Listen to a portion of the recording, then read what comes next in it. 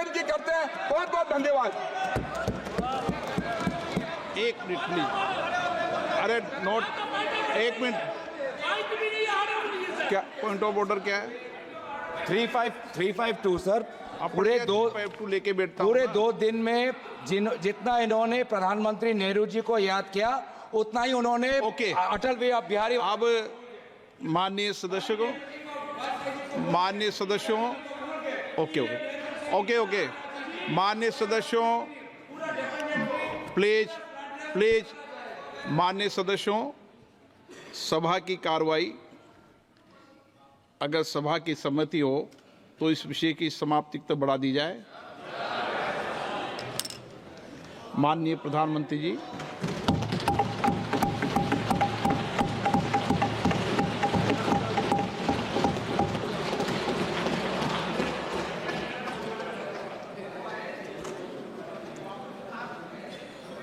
आदरणीय अध्यक्ष महोदय, हम सब के लिए और सभी देशवासियों के लिए, इतना ही नहीं विश्व के लोकतंत्र प्रेमी नागरिकों के लिए भी हमारे लिए ये बहुत ही गौरव का पल है। बड़े गर्व के साथ लोकतंत्र के उत्सव को मनाने का ये अवसर है।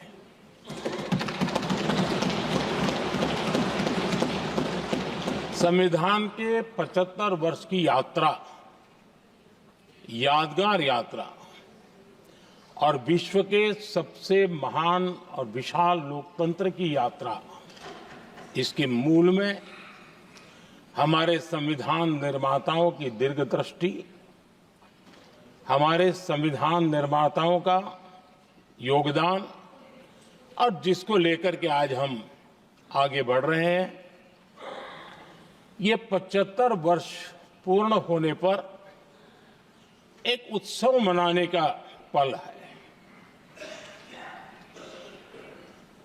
मेरे लिए खुशी की बात है कि संसद भी इस उत्सव में शामिल होकर के अपनी भावनाओं को प्रकट कर रही है।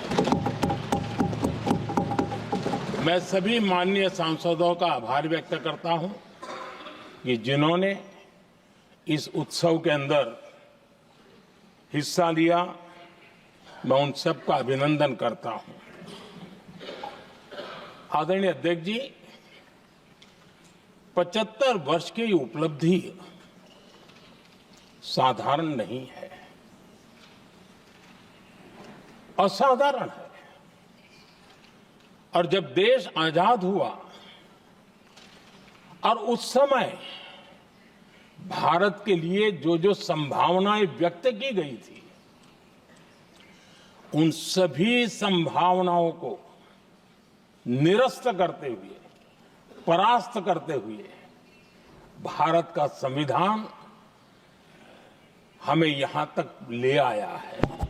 और इसलिए इस महान उपलब्धि के लिए संविधान निर्माताओं के साथ साथ मैं देश के कोटि कोटि नागरिकों का आदरपूर्वक नमन करता हूं, जिन्होंने इस भावना को, इस नई व्यवस्था को जी करके दिखाया है। संविधान निर्माताओं की जो भावनाएं थी, उसको जीने में पिछले 75 साल भारत का नागरिक हर कसौटी पर खरा उतरा है। और इसलिए भारत का नागरिक सर्वाधिक अभिनंदन का अधिकारी है। आदरणीय सभापति जी, संविधान निर्माता इस बात में बहुत सजग थे। वो ये नहीं मानते थे कि भारत का जन्म 1947 में हुआ है। वो ये नहीं मानते थे कि भारत में लोकतंत्र 1950 से आ रहा है। वे मानते थे यहां की महान परंपरा को, महान संस्कृति को, महान विरासत को, हजारों साल की उस यात्रा को, उसके प्रति वो सजग थे। उनको इस बात का पूरा भान था। आदरणीय सभापति जी, भारत का लोकतंत्र, भारत का गणतांत्रिक अतीत बहुत ही समृद्ध रहा है, विश्व के लिए प्रेरक रहा है, और तभी तो भारत आज मदर ऑफ डेमोक्रेसी के रूप में जाना जाता है। हम सिर्फ विशाल लोकतंत्र है इतना नहीं, हम लोकतंत्र की जननी है। आदरणीय सभापति जी, मैं जब ये कह रहा हूं तो मैं 3 महापुरुषों के कोट इस सदन के सामने प्रस्तुत करना चाहता हूं। राजर्षि पुरुषोत्तम दास टंडन जी, मैं संविधान सभा के अंदर हुई चर्चा का उल्लेख कर रहा हूं। उन्होंने कहा था, सदियों के बाद हमारे देश में एक बार फिर ऐसी बैठक बुलाई गई है, यह हमारे मन में अपने गौरवशाली अतीत की याद दिलाती है, जब हम स्वतंत्र हुआ करते थे, जब सभाएं आयोजित की जाती थी जिसमें विद्वान लोग देश के महत्वपूर्ण मामलों पर चर्चा करने के लिए मिला करते थे। दूसरा कोट मैं पढ़ रहा हूं डॉक्टर राधाकृष्णन जी का। वे भी इस संविधान सभा के सदस्य थे। उन्होंने कहा था, इस महान राष्ट्र के लिए गणतांत्रिक व्यवस्था नई नहीं है, हमारे यहां ये इतिहास के शुरुआत से ही है। और तीसरा कोट मैं बाबा साहब आंबेडकर का कह रहा हूं। बाबा साहब आंबेडकर जी ने कहा था, ऐसा नहीं है कि भारत को पता नहीं था कि लोकतंत्र क्या होता है। एक समय था जब भारत में कई गणतंत्र हुआ करते थे। आदरणीय सभापति जी, हमारे संविधान के निर्माण की प्रक्रिया में हमारी देश की नारी शक्ति ने संविधान को सशक्त करने में बहुत बड़ी भूमिका निभाई थी। संविधान सभा में 15 माननीय महिला सदस्य थी और सक्रिय सदस्य थी।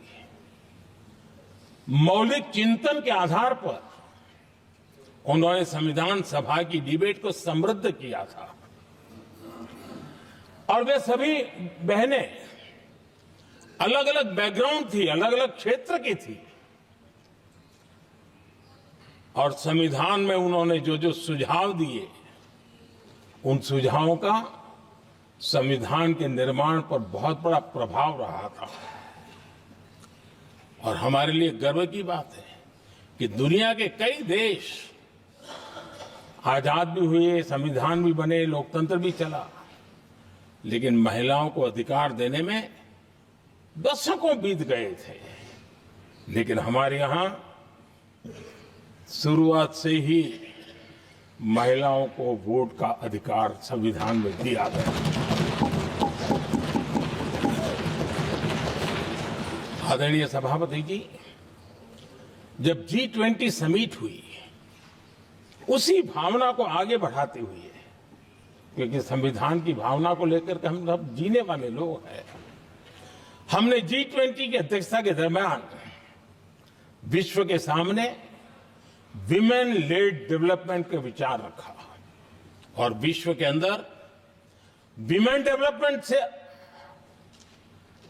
अब आगे जाने की जरूरत है, और इसलिए हमने विमेन लेड डेवलपमेंट की चर्चा को अंजाम दिया।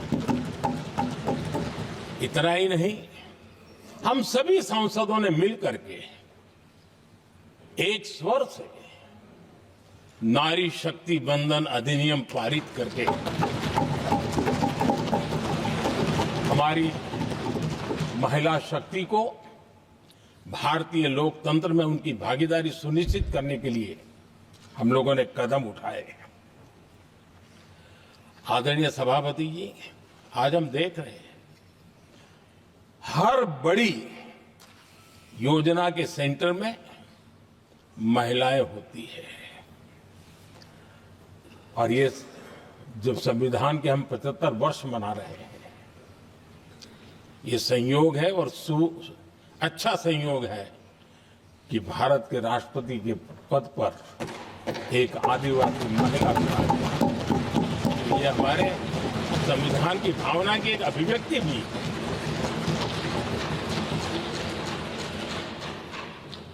आदरणीय सभापति जी, इस सदन में भी लगातार हमारे महिला सांसदों की संख्या बढ़ रही है, उनका योगदान भी बढ़ रहा है। मंत्रिपरिषद में भी उनका योगदान बढ़ रहा है। आज सामाजिक क्षेत्र हो, राजनीतिक क्षेत्र हो, शिक्षा का क्षेत्र हो, खेलकूद का क्षेत्र हो, क्रिएटिव वर्ल्ड की दुनिया हो, जीवन के हर क्षेत्र में महिलाओं का योगदान, महिलाओं का प्रतिनिधित्व देश के लिए गौरव दिलाने वाला रहा है।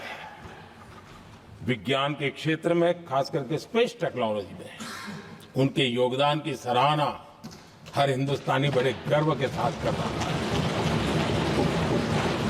और इन सब की सबसे बड़ी प्रेरणा हमारा संविधान है। आदरणीय सभापति जी, अब हमारा देश बहुत तेज गति से विकास कर रहा है। भारत बहुत ही जल्द विश्व की तीसरी बड़ी आर्थिक शक्ति बनने की दिशा में बहुत मजबूत कदम रख रहा है। और इतना ही नहीं, ये 140 करोड़ देशवासियों का संकल्प है कि जब हम आजादी की शताब्दी मनाएंगे, हम इस देश को विकसित भारत बना करके रहेंगे। ये हर भारतीय का संकल्प है, ये हर भारतीय का सपना है। लेकिन इस संकल्प से सिद्धि के लिए सबसे बड़ी आवश्यकता है, वो है भारत की एकता। हमारा संविधान भी भारत की एकता का आधार है।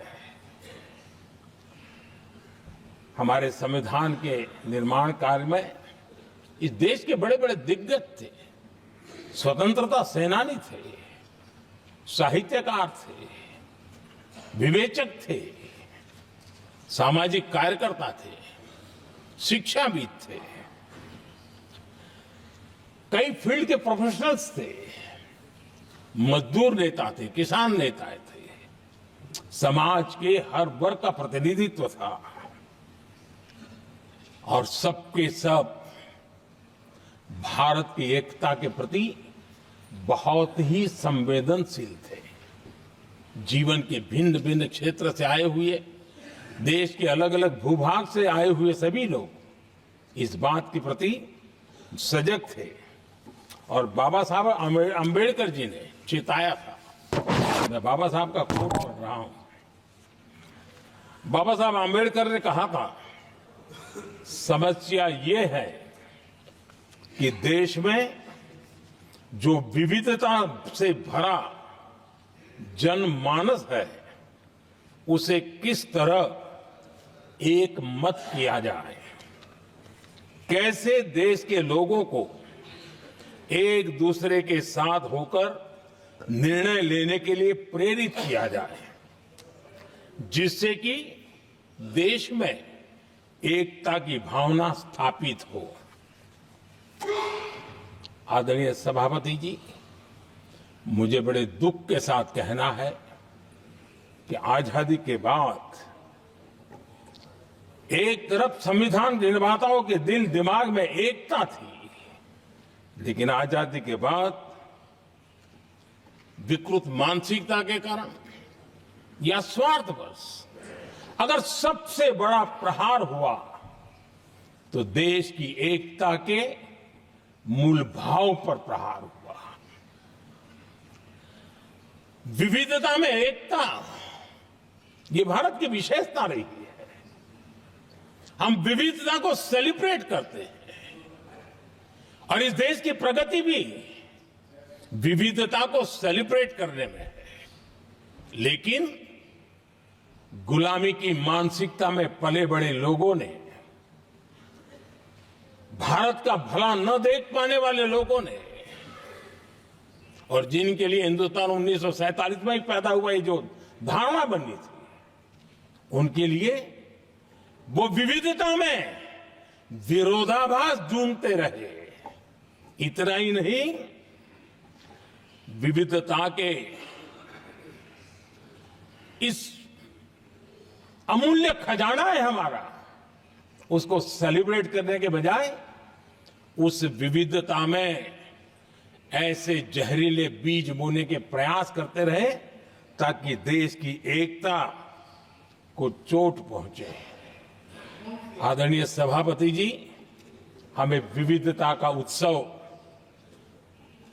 हमारे जीवन का अंग बनाना होगा और वही बाबा साहब आंबेडकर को सच्ची श्रद्धांजलि होगी। आदरणीय सभापति जी, मैं संविधान के प्रकाश में ही मेरी बातों को रखना चाहता हूं और इसलिए अगर आप हमारी नीतियों को देखेंगे, पिछले 10 साल देश की जनता ने हमें जो सेवा करने का मौका दिया है, हमारी निर्णयों की प्रक्रिया को देखेंगे तो भारत की एकता को मजबूती देने का निरंतर हम प्रयास करते रहे हैं।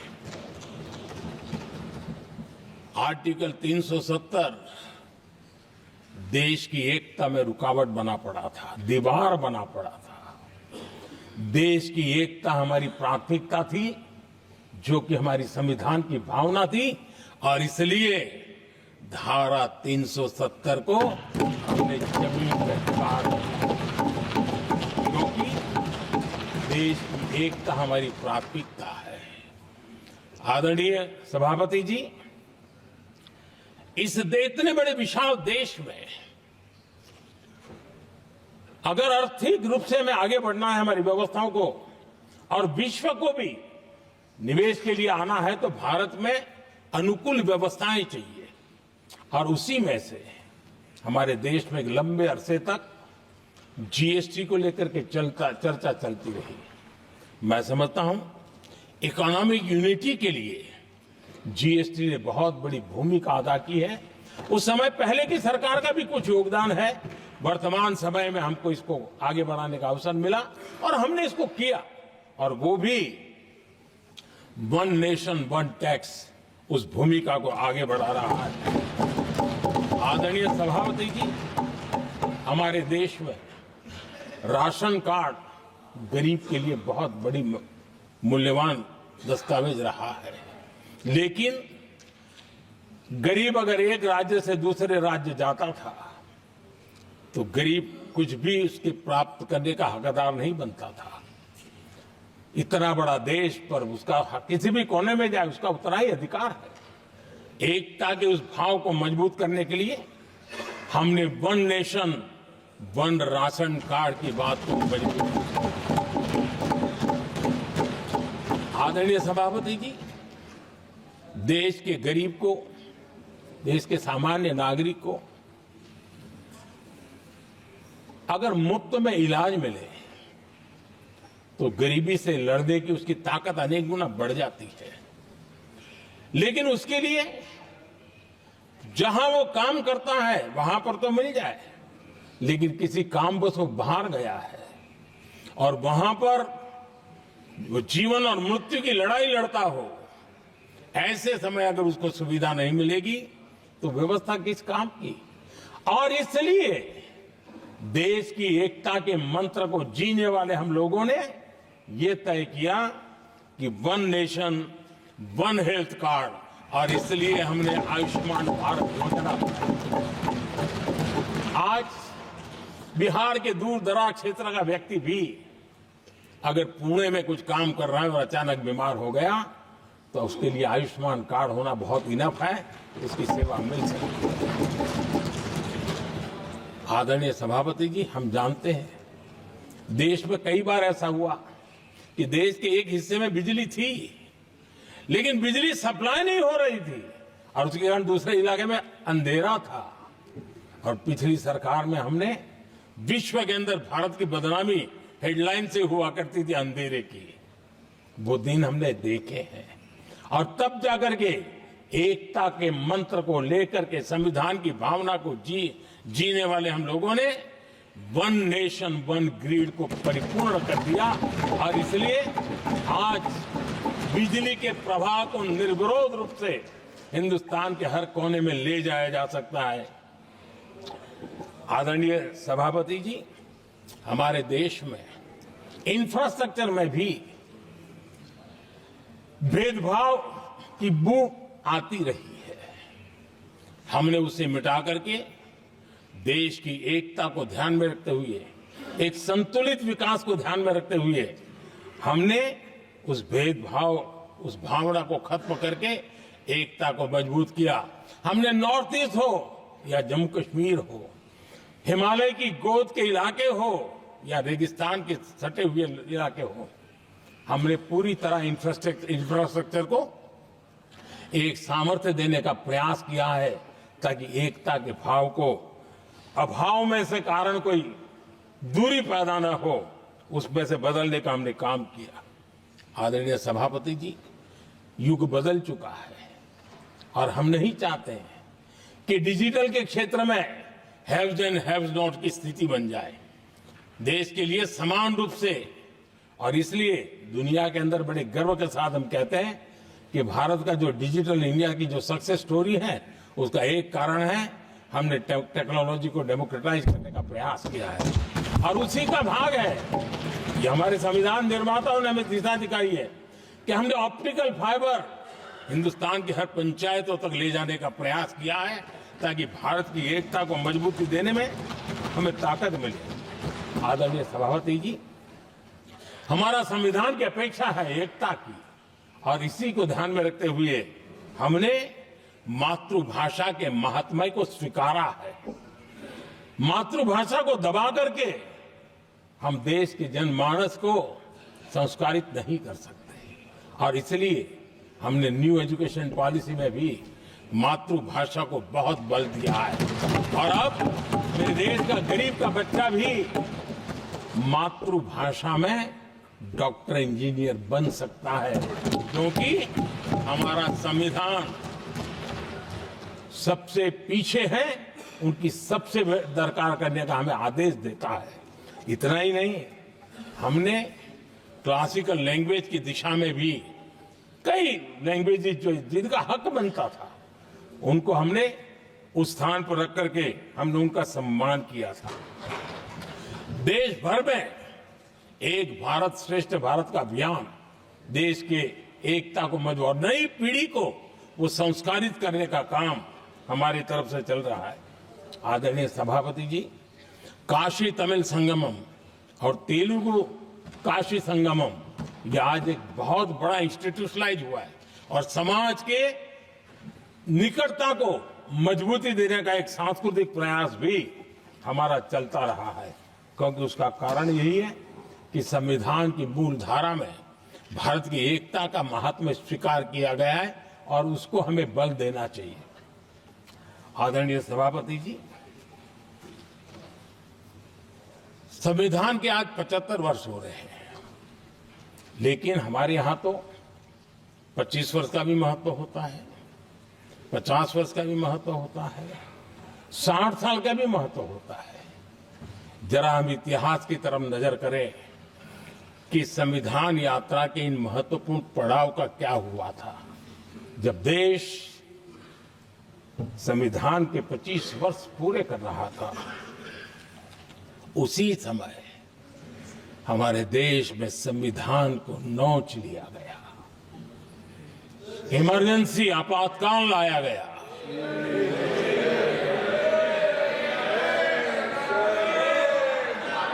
संवैधानिक व्यवस्थाओं को समाप्त कर दिया गया, देश को जेल खाना बना दिया गया, नागरिकों के अधिकारों को लूट लिया गया, प्रेस की स्वतंत्रता को ताले लगा दिए गए,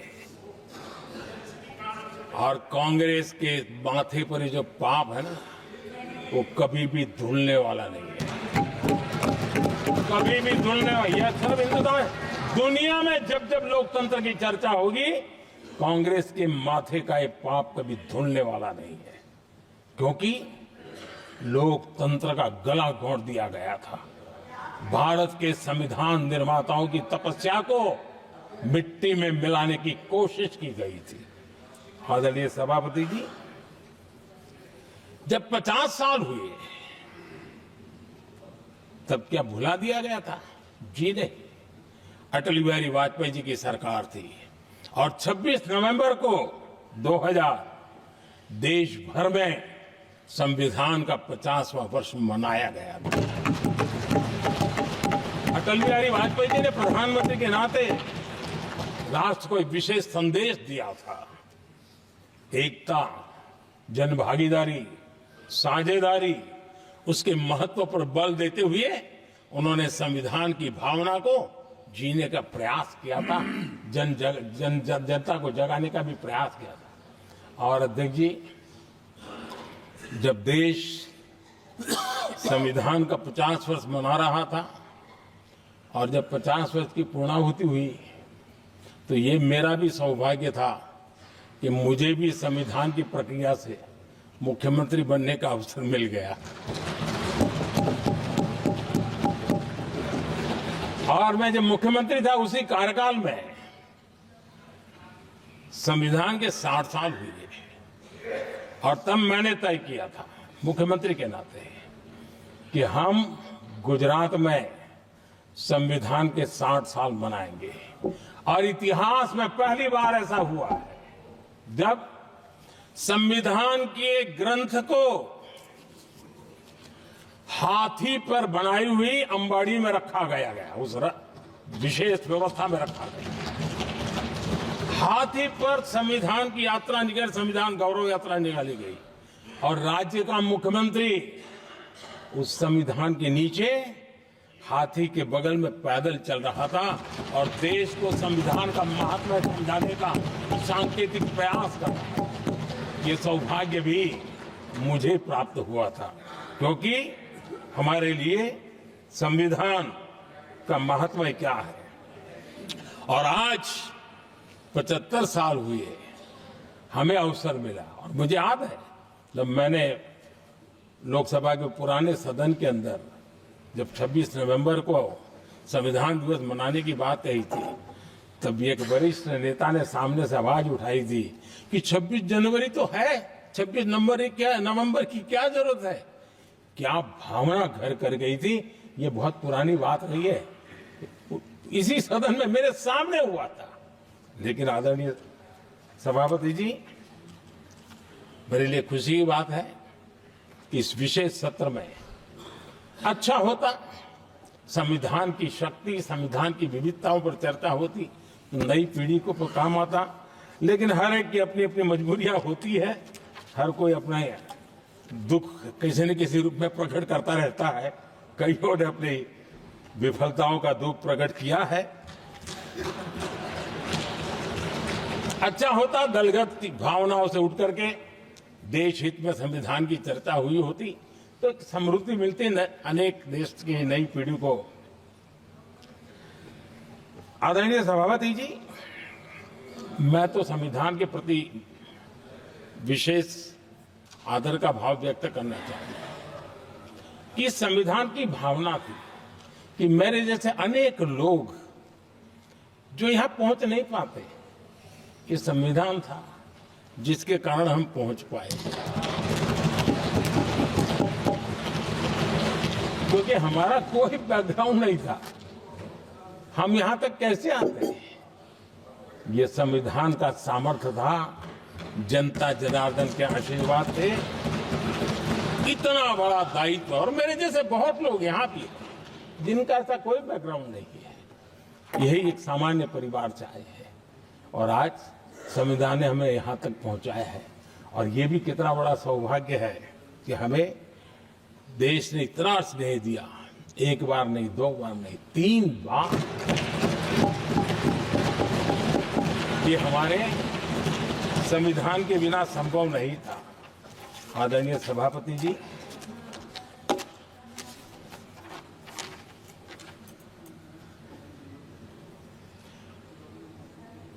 उतार चढ़ाव तो आए, कठिनाइयां भी आई, रुकावटें भी आई, लेकिन मैं फिर एक बार देश की जनता को नमन करता हूं कि देश की जनता पूरी ताकत के साथ संविधान के साथ खड़ी रही।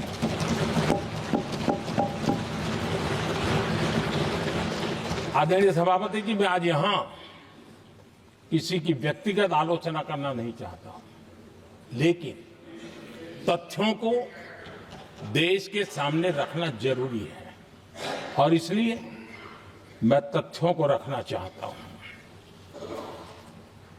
कांग्रेस के एक परिवार ने संविधान को चोट पहुंचाने में कोई कोर कसर नहीं छोड़ी है।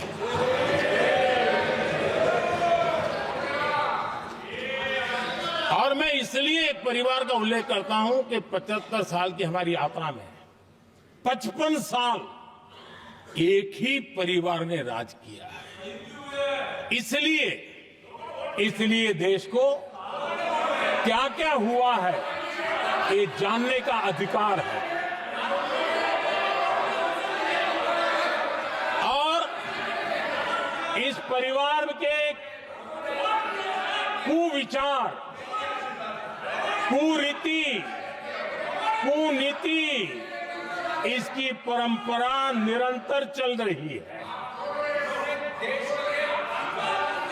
हर स्तर पर इस परिवार ने संविधान को चुनौती दी। आदरणीय सभापति जी, 1947 टू 1952 इस देश में इलेक्टेड गवर्नमेंट नहीं थी। एक अस्थाई व्यवस्था थी, एक सिलेक्टेड सरकार थी, और चुनाव नहीं हुए थे। और जब तक चुनाव न हो तब तक एक इंटरिम व्यवस्था के रूप में कोई खाका खड़ा करना चाहिए, किया गया था। 1952 के पहले राज्यसभा का भी गठन नहीं हुआ था, राज्यों में भी कोई चुनाव नहीं थे, जनता का कोई आदेश नहीं था।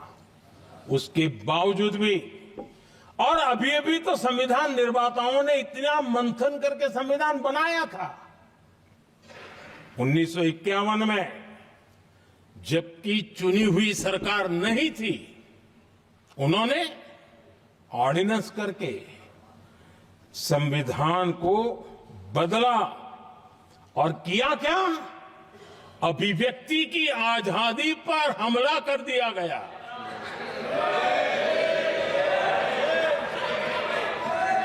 और ये संविधान निर्माताओं का भी अपमान था, क्योंकि ऐसी बातें कोई संविधान सभा में नहीं आई होगी, ऐसा नहीं है, लेकिन वहां उनकी चली नहीं। तो बाद में जैसे ही मौका मिला, उन्होंने अभिव्यक्ति की आजादी को, उस पर उन्होंने हथौड़ा मार दिया।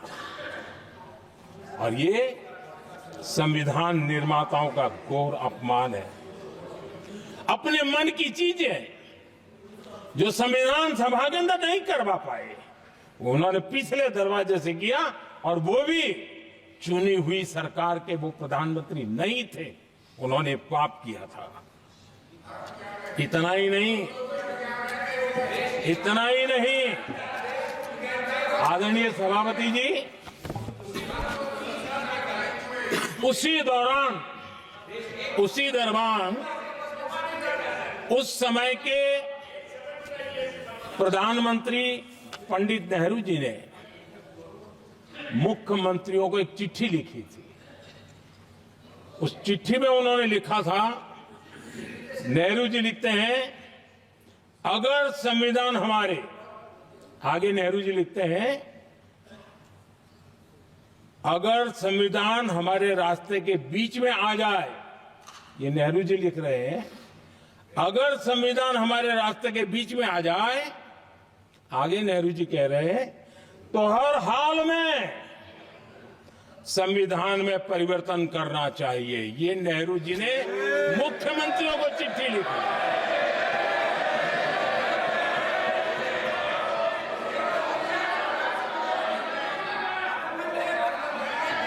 और आदरणीय सभापति जी,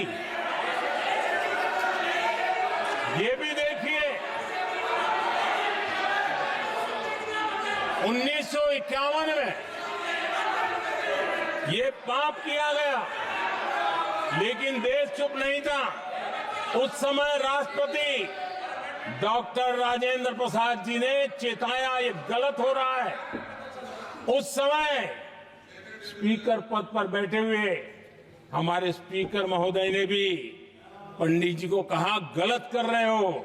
इतना ही नहीं, आचार्य कृपलानी जी, जयप्रकाश नारायण जैसे महान कांग्रेसी लोगों ने भी पंडित नेहरू ने कहा कि ये रोको, लेकिन पंडित जी का अपना संविधान चलता था, और इसलिए उन्होंने इतने वरिष्ठ महानुभावों की सलाह मानी नहीं, और उसे भी उन्होंने दरकिनार कर दिया।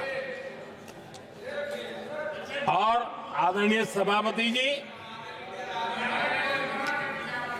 ये संविधान संशोधन करने का ऐसा खून कांग्रेस के मुंह लग गया कि समय समय पर वो संविधान का शिकार करती रही।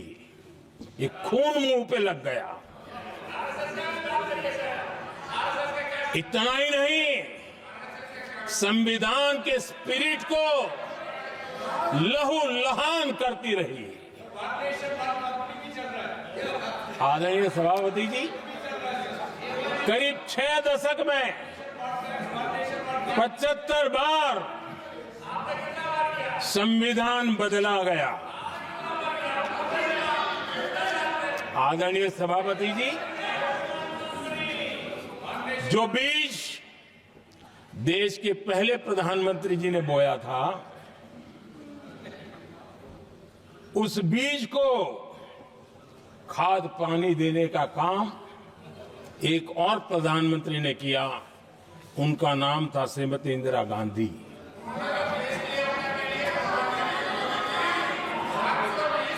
जो पाप पहले प्रधानमंत्री करके गए और जो खून लग गया था 1971 में, सुप्रीम कोर्ट का एक फैसला आया था। उस सुप्रीम कोर्ट के फैसले को संविधान बदल करके पलट दिया गया और 71 में ये संविधान संशोधन किया गया था। और क्या था, उन्होंने हमारे देश की अदालत के पंख काट दिए थे और यहां पर तो किया था कि संसद संविधान के किसी भी आर्टिकल में जो मर्जी पड़े वो कर सकती है और अदालत उसकी तरफ देख भी नहीं सकती है। अदालत के सारे अधिकारों को छीन लिया गया था। ये पाप 1971 में उस समय की प्रधानमंत्री श्रीमती इंदिरा गांधी ने किया था।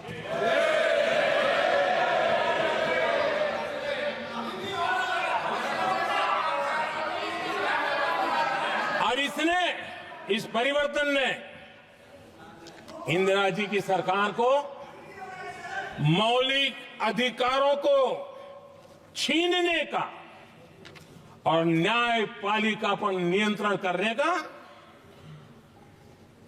अधिकार दिया, सक्षम बना दिया था। आदरणीय सभापति जी, खून मुंह पे लग गया था, कोई रोकने वाला था नहीं। और इसलिए जब इंदिरा जी के चुनाव को गैर रीति के कारण, असंवैधानिक तरीके से चुनाव लड़ने के कारण अदालत ने उनके चुनाव को खारिज कर दिया और उनको एमपी पद छोड़ने की नौबत आई, तो उन्होंने गुस्से में आकर के देश पर इमरजेंसी थोप दी, आपातकाल लगा दिया अपनी कुर्सी बचाने के लिए। और उसके बाद इतना ही नहीं, उन्होंने इमरजेंसी तो लगाई, संविधान का दुरुपयोग तो किया ही किया, भारत के लोकतंत्र का गला तो घोंट ही दिया। लेकिन 1975 में 39वां संशोधन किया और उसमें उन्होंने क्या किया, राष्ट्रपति, उपराष्ट्रपति, प्रधानमंत्री, अध्यक्ष, इनके चुनाव के खिलाफ कोई कोर्ट में जा ही नहीं सकता है, ऐसा उन्होंने, और वो भी रिट्रोस्पेक्टिव किया, आगे के लिए नहीं, पीछे का भी, अपने पापों का भी उन्होंने। और आदरणीय सभापति जी, मैं संविधान की बात कर रहा हूं, मैं संविधान के आगे पीछे कुछ नहीं बोल रहा हूं।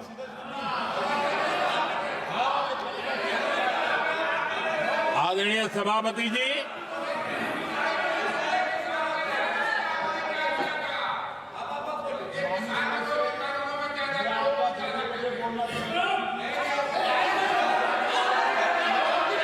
आदरणीय सभापति जी, इमरजेंसी में लोगों के अधिकार छीन लिए गए,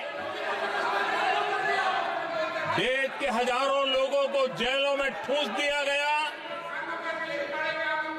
न्यायपालिका का गला घोंट दिया गया, अखबारों की स्वतंत्रता पर ताले लगा दिए गए।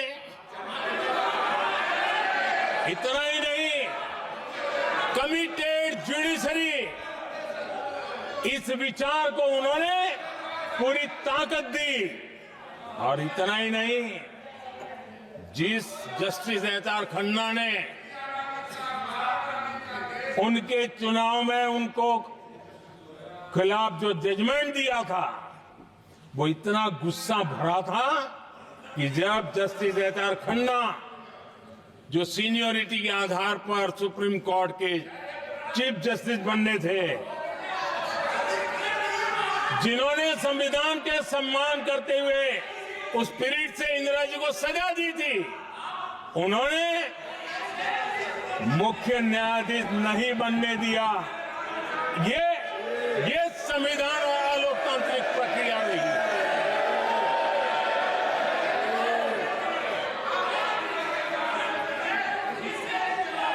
आदरणीय सभापति जी, यहां भी ऐसे कई दल बैठे हैं जिनके मुखिया भी सारे जेल में हुआ करते थे। ये इनकी मजबूरी है कि वहां जाके बैठे हैं, उनको भी जेलों में ठूस दिया गया था। आदरणीय सभापति जी, देश पर जुल्म तांडव चल रहा था, निर्दोष लोगों को जेलों में ठूस दिया जाता था, लाठियां बरताई जाती थी, कई लोग जेलों में मौत के शरण हो गए थे, और एक निर्दयी सरकार संविधान को चूर चूर करती रही थी। आदरणीय सभापति जी, ये परंपरा यहां नहीं रुकी। जो परंपरा नेहरू जी ने शुरू की थी, जिसको दूसरे प्रधानमंत्री जी इंदिरा जी ने आगे बढ़ाया, क्योंकि खून मुंह पे लग गया था। और इसलिए राजीव गांधी जी प्रधानमंत्री बने। उन्होंने संविधान को एक और गंभीर झटका दे दिया। सबको समानता, सबको समानता, सबको न्याय, उस भावना को चोट पहुंचाई। आदरणीय सभापति जी, आपको मालूम है, सुप्रीम कोर्ट ने शाहबानो का जजमेंट दिया था। एक भारत की महिला को न्याय देने का काम संविधान की मर्यादा और स्पिरिट के आधार पर देश की सुप्रीम कोर्ट ने दिया था। एक वृद्ध महिला को उसका हक मिला था सुप्रीम कोर्ट से, लेकिन उस समय के प्रधानमंत्री राजीव गांधी ने शाहबानो की उस भावना को, सुप्रीम कोर्ट की उस भावना को नकार दिया और उन्होंने वोट बैंक की राजनीति के खातिर संविधान की भावना को बलि चढ़ा दिया और कट्टरपंथियों के सामने सर झुकाने का काम कर दिया। उन्होंने न्याय के लिए तड़प रही एक वृद्ध महिला को साथ देने के बजाय उन्होंने कट्टरपंथियों का साथ दिया। संसद में कानून बना करके सुप्रीम कोर्ट के निर्णय को फिर एक बार पलट दिया गया। आदरणीय सभापति जी, बात वहां से नहीं अटकी है। नेहरू जी ने शुरू किया, इंदिरा जी ने आगे बढ़ाया और राजीव जी ने भी उसको ताकत दी, खाद पानी देने का काम किया। क्यों? संविधान के साथ खिलवाड़ करने का लहू उनके मुंह लग गया। आदरणीय सभापति जी, अगली पीढ़ी भी इसी खिलवाड़ में जुड़ी पड़ी है। एक किताब को मैं कोट कर रहा हूं। उस किताब में जो लिखा गया है, और उसमें प्रधानमंत्री उस समय के मेरे पहले जो प्रधानमंत्री थे उनको कोट किया है। उन्होंने कहा है, मुझे यह स्वीकार करना होगा कि पार्टी अध्यक्ष सत्ता का केंद्र है। ये मनमोहन सिंह जी ने कहा है, जो एक किताब में लिखा गया है। मुझे यह स्वीकार करना होगा कि पार्टी अध्यक्ष सत्ता का केंद्र है। सरकार पार्टी के प्रति जवाबदेह है। इतिहास में पहली बार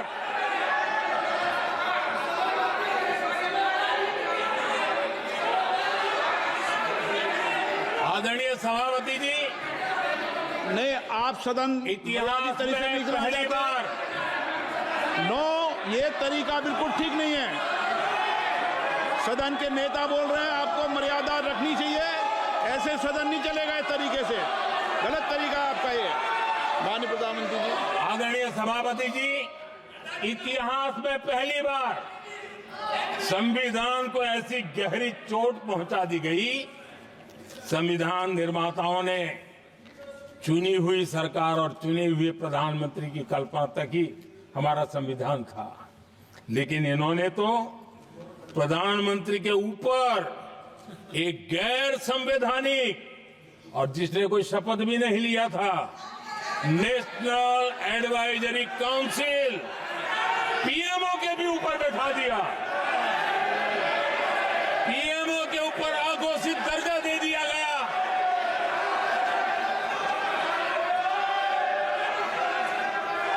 आदरणीय सभापति जी, इतना ही नहीं, और एक पीढ़ी आगे चले और उस पीढ़ी ने क्या किया? भारत के संविधान के तहत देश की जनता जनार्दन सरकार चुनती है और वो सरकार का मुखिया कैबिनेट बनाता है। ये संविधान के तहत है। इस कैबिनेट ने जो निर्णय किया, संविधान का अपमान करने वाले अहंकार से भरे लोगों ने पत्रकारों के सामने कैबिनेट के निर्णय को फाड़ दिया। संविधान को हर मौके पर संविधान के साथ खिलवाड़ करना, संविधान को न मानना, ये जिनकी आदत हो गई थी। और दुर्भाग्य देखिए, एक अहंकारी व्यक्ति कैबिनेट के निर्णय को फाड़ दे और कैबिनेट अपना फैसला बदल दे। ये कौन सी व्यवस्था है? आदरणीय सभापति जी, मैं जो कुछ भी कह रहा हूं वो संविधान के साथ क्या हुआ उसी की बात कर रहा हूं। उस समय करने वाले पात्रों को लेकर किसी को परेशानी होती होगी, लेकिन बात संविधान की है। मेरे मन के और मेरे विचारों को मैं अभिव्यक्त नहीं कर रहा हूं।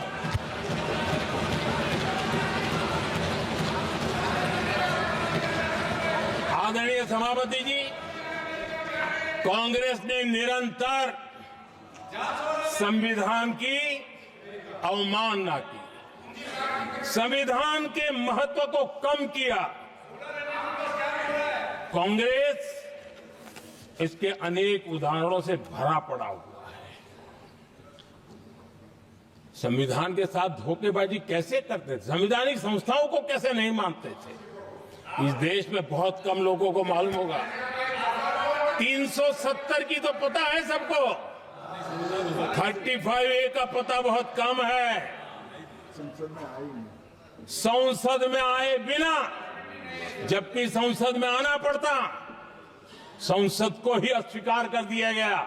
भारत के संविधान का अगर कोई पहला पुत्र है तो ये संसद है, उसको भी उन्होंने गला घोंटने का काम किया। 35A जो संसद में लाए बिना उन्होंने देश पर थोप दिया, और अगर 35A न होता तो जम्मू कश्मीर में जो हालत पैदा हुई वो हालत पैदा न हुई होती। राष्ट्रपति के आदेश पर यह काम किया गया और देश की संसद को अंधेरे में रखा गया। आदरणीय सभापति, ये संसद का अधिकार था, कोई अपनी मनमानी से नहीं कर सकता था, लेकिन और उनके पास बहुमत था, कर सकते थे, लेकिन वो नहीं किया क्योंकि पेट में पाप था, देश की जनता से छुपाना चाहते थे। आदरणीय सभापति जी, इतना ही नहीं, बाबा साहब आंबेडकर जिनके प्रति आज सम्मान का भाव सब कोई अनुभव कर रहा है, और हम लोगों के लिए तो बहुत विशेष है, क्योंकि हम लोगों के लिए तो जीवन में बहुत बड़ी जो कुछ भी रास्ते मिले ना वहीं से मिले हैं। आदरणीय सभापति जी, बाबा साहब आंबेडकर, इनके प्रति भी इनके मन में कितनी कटुता भरी थी, कितना द्वेष भरा था, मैं आज उसके डिटेल में जाना नहीं चाहता हूं। लेकिन जब अटल जी की सरकार थी तब बाबा साहब आंबेडकर, उनका जो महापरिनिर्वाण भूमि है, वहां पर अलीपुर रोड पर अटल जी की सरकार में बाबा साहब आंबेडकर जी के स्मृति में एक स्मारक बनाना तय हुआ। अटल जी के समय ये नहीं हुआ। दुर्भाग्य देखिए, 10 वर्ष यूपीए की सरकार रही, उसने इस काम को नहीं किया, न होने दिया। बाबा साहब आंबेडकर का जब जब हमारी सरकार आई, बाबा साहब आम्बेडकर के प्रति हमारा श्रद्धा होने के कारण हमने अलीपुर रोड पर बाबा साहब मेमोरियल बनाया और उसका काम किया। आदरणीय सभापति जी, दिल्ली में जब बाबा साहब आम्बेडकर के 1992 में, उस समय चंद्रशेखर जी कुछ समय थे, तब एक निर्णय किया गया था, आम्बेडकर इंटरनेशनल सेंटर यही जनपद के पास 40 साल तक वो कागज पे ही पड़ा रहा, नहीं किया गया। और तब जाकर के 2015 में हमारी सरकार आई और हमने आकर के इस काम को पूरा किया। बाबा साहब को भारत रत्न देने का काम भी जब कांग्रेस सत्ता से बाहर गई तब संभव हुआ। इतना ही नहीं, आदरणीय सभापति जी, बाबा साहब आम्बेडकर के 125 साल तो हमने पूरी दुनिया में बनाए थे, विश्व के 120 देशों में बनाने का काम किया था। लेकिन जब बाबा साहब आम्बेडकर की शताब्दी थी, तब अकेली बीजेपी की सरकार थी मध्य प्रदेश में। सुंदरलाल जी पटवा हमारे मुख्यमंत्री जी थे और महू में जहां बाबा साहब आम्बेडकर जी का जन्म हुआ था, उसको एक स्मारक के रूप में पुनर्निर्माण करने का काम सुंदरलाल पटवाई जी जब मुख्यमंत्री थे तब मध्य प्रदेश में हुआ था। शताब्दी के समय भी उनके साथ यही किया गया था। आदरणीय सभापति जी,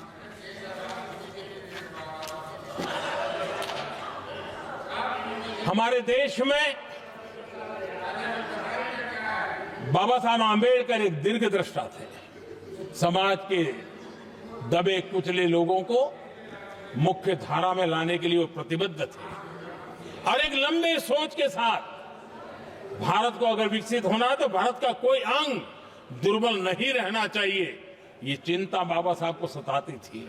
और तब जाकर के हमारे देश में आरक्षण की व्यवस्था बनी। लेकिन वोट बैंक की राजनीति में छुपे हुए लोगों ने, डूबे हुए लोगों ने धर्म के आधार पर, तुष्टीकरण के नाम पर आरक्षण के अंदर कुछ न कुछ नुक्सेदनी करने का प्रयास किया और इसका सबसे बड़ा नुकसान एससी, एसटी और ओबीसी समाज को हुआ है। आदरणीय सभापति जी, आरक्षण की कथा बहुत लंबी है। नेहरू जी से लेकर के राजीव गांधी तक कांग्रेस के प्रधानमंत्रियों ने आरक्षण का घोर विरोध किया है। हिस्ट्री कह रही है आरक्षण के विरोध में लंबी लंबी चिट्ठियां स्वयं नेहरू जी ने लिखी है, मुख्यमंत्रियों को लिखी है। इतना ही नहीं, सदन में आरक्षण के खिलाफ लंबे लंबे भाषण इन लोगों ने किए हैं। बाबा साहब आम्बेडकर समता के लिए और भारत में संतुलित विकास के लिए आरक्षण की लेकर के आए, उन्होंने उसके खिलाफ भी झंडा ऊंचा किया हुआ था। दशकों तक मंडल कमीशन के रिपोर्ट को डिब्बे में डाल दिया था। जब कांग्रेस को देश ने हटाया, जब कांग्रेस गई, तब जाकर के ओबीसी को आरक्षण मिला, तब तक ओबीसी को आरक्षण नहीं मिला। ये कांग्रेस का पाप है। अगर उस समय मिला होता तो आज देश के अनेक पदों पर ओबीसी समाज के लोग भी देश की सेवा करते, लेकिन नहीं करने दिया, नहीं होने दिया। ये पाप इन्होंने किया था। आदरणीय सभापति जी, जब हमारे यहां संविधान का निर्माण चल रहा था, तब संविधान निर्माताओं ने धर्म के आधार पर आरक्षण होना चाहिए कि नहीं होना चाहिए, इस विषय पर घंटों तक, दिनों तक गहन चर्चा की है। विचार विमर्श किया है और सबका मत बना है कि भारत जैसे देश की एकता और अखंडता के लिए धर्म के संप्रदाय के आधार पर आरक्षण नहीं हो सकता है। सुविचारित मत था, ऐसा नहीं कि भूल गए थे, रह गया था। सोच विचार कर तय किया गया था कि भारत की एकता और अखंडता के लिए संप्रदाय और धर्म के आधार पर यह नहीं होगा। लेकिन कांग्रेस ने सत्ता सुख के लिए, सत्ता भूख के लिए अपनी वोट बैंक को खुश करने के लिए धर्म के आधार पर आरक्षण का नया खेल खेला है, जो संविधान की भावना के खिलाफ है। इतना ही नहीं, दे भी दिया कुछ जगह पे और सुप्रीम कोर्ट से झटके लग रहे हैं। और इसलिए अब दूसरे बहाने से बहाने बता रहे हैं, ये करेंगे वो करेंगे। मन में साफ है, धर्म के आधार पर आरक्षण देना चाहते हैं, इसलिए खेल खेले जा रहे हैं। संविधान निर्माताओं के भावनाओं पर गहरी चोट करने का ये निर्लज्ज प्रयास है। आदरणीय सभापति जी, आदरणीय सभापति जी,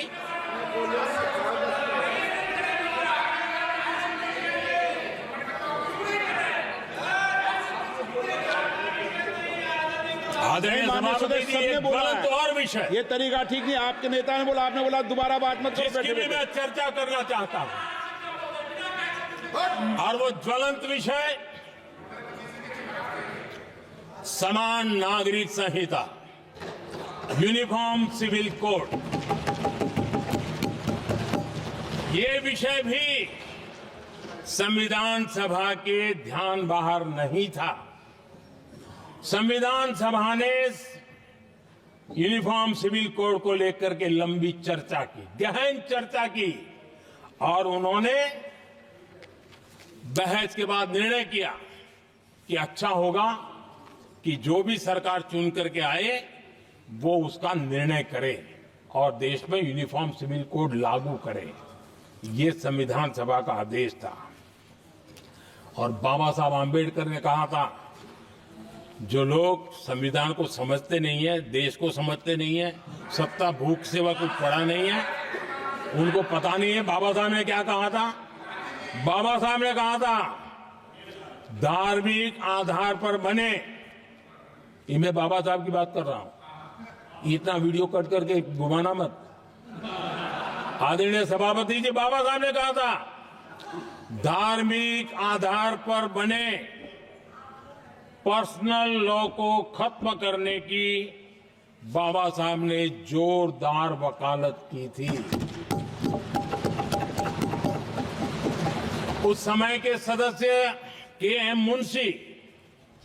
मुंशी जी ने कहा था, समान नागरिक संहिता को राष्ट्र की एकता और आधुनिकता के लिए अनिवार्य बताया था। कमा मुंशी जी ने। सुप्रीम कोर्ट ने भी कई बार कहा है कि देश में यूनिफॉर्म सिविल कोड जल्द से जल्द लाना चाहिए। सरकारों को आदेश दिए हैं सुप्रीम कोर्ट ने, और उसी संविधान की भावना को ध्यान में रखते हुए, संविधान निर्माताओं की भावनाओं को ध्यान में रखते हुए हम पूरी ताकत से लगे हुए हैं सेक्युलर सिविल कोड की। और आज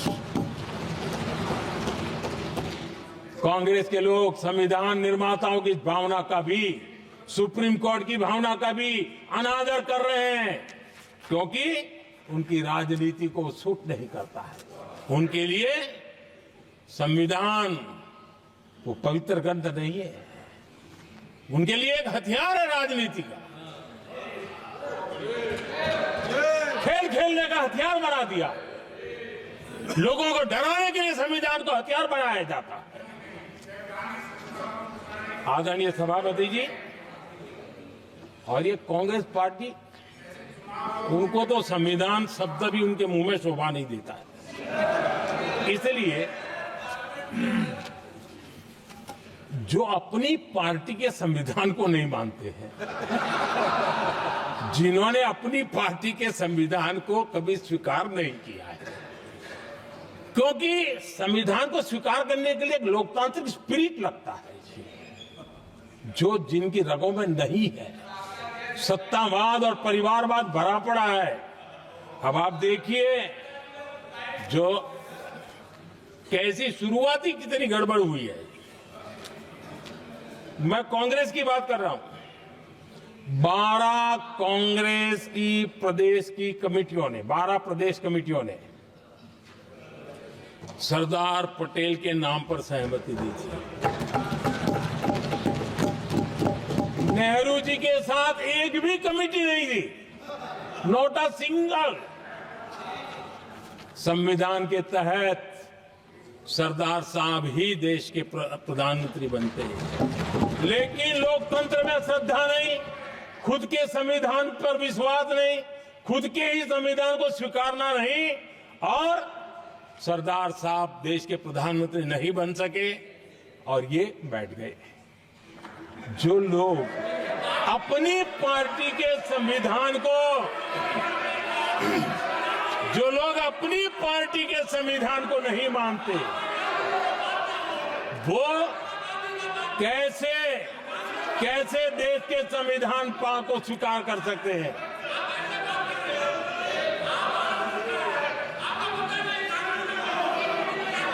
आदरणीय सभापति जी, जो लोग संविधान में लोगों के नाम ढूंढते रहते हैं, मैं जरा बताना चाहता हूं।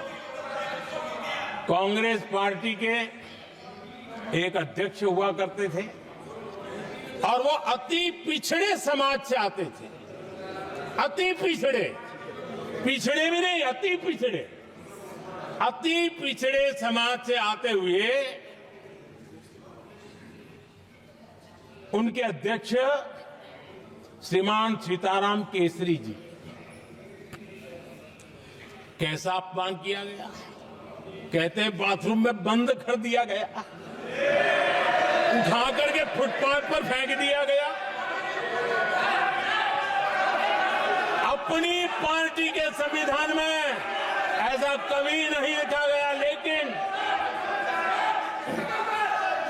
अपनी पार्टी के संविधान को न मानना, लोकतंत्र की प्रक्रिया को न मानना, और पूरी कांग्रेस पार्टी पर एक परिवार ने कब्जा कर लिया, लोकतंत्र को नकार दिया। आदरणीय सभापति जी,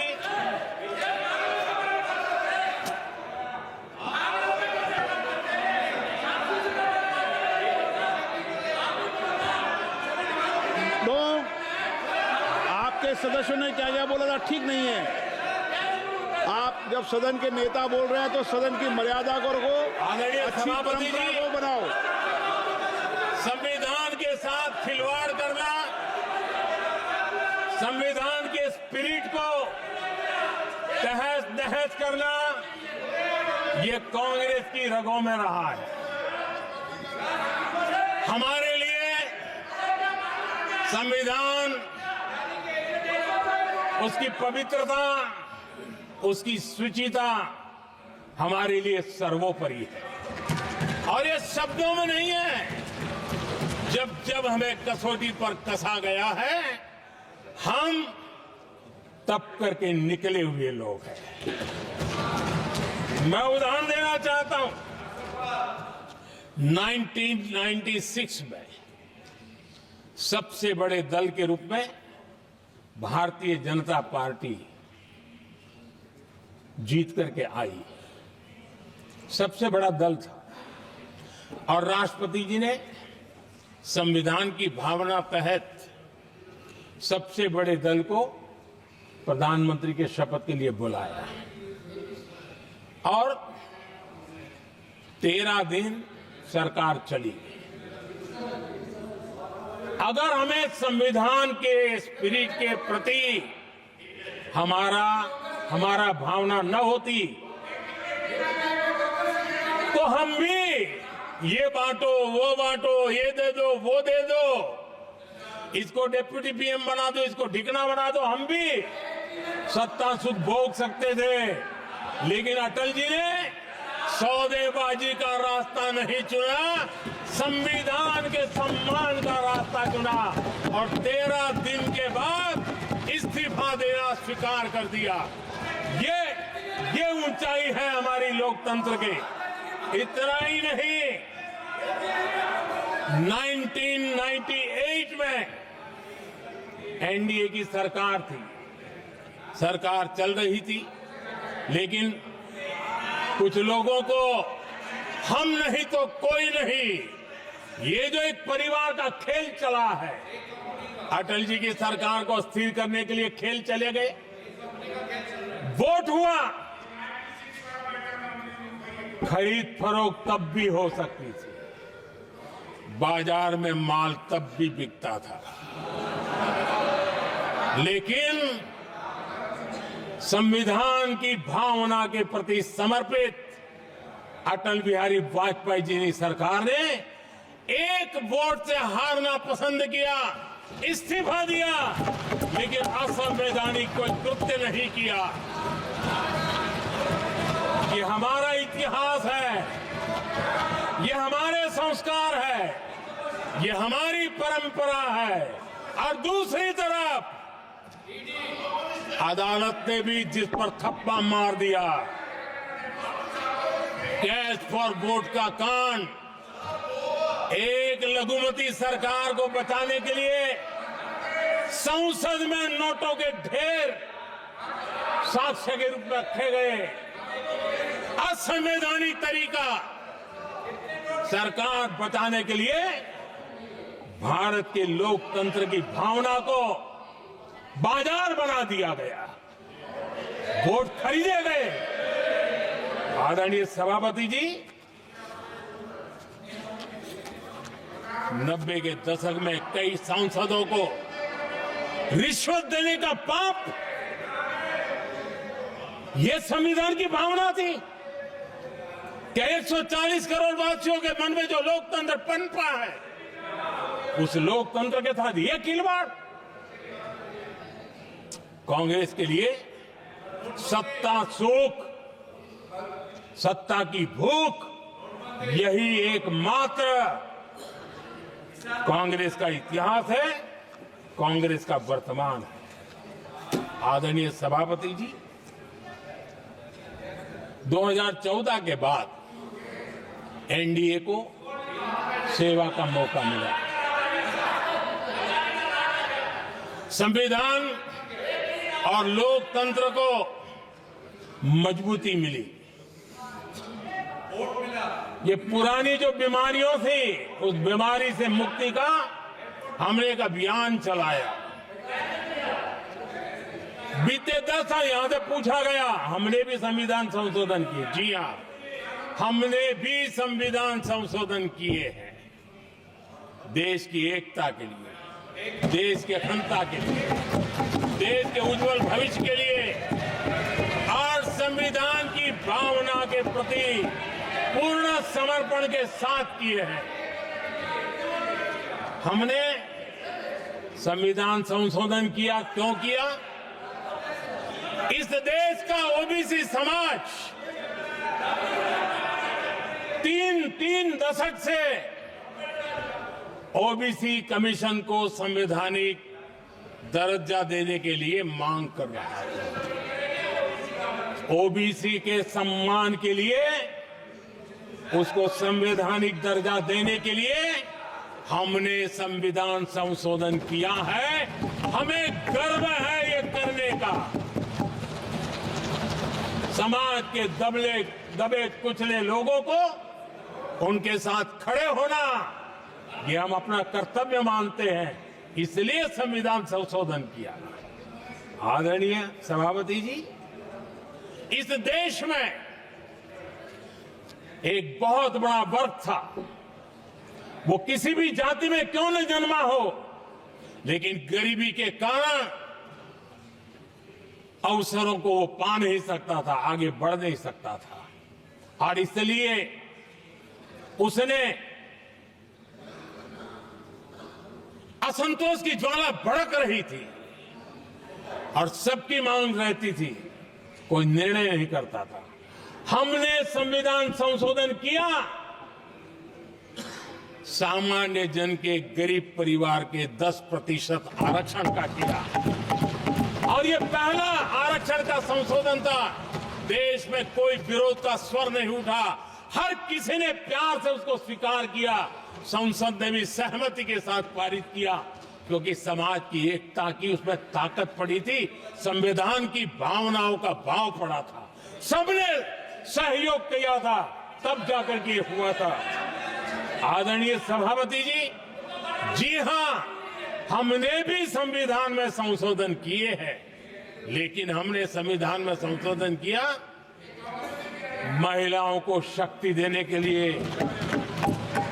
संसद और विधानसभा में, और संसद का पुराना भवन गवाह है, जब देश महिलाओं को आरक्षण देने के लिए आगे बढ़ रहा था और कानून यानी बिल पेश हो रहा था, तब उन्हीं का एक साथी दल वेल में आता है, कागज छीन लेता है, फाड़ देता है और सदन स्थगित हो जाता है और 40 साल तक विषय लटका रहता है। और वो आज उनके मार्गदर्शक है, जिन्होंने देश की महिलाओं के साथ अन्याय किया, वो उनके मार्गदर्शक है।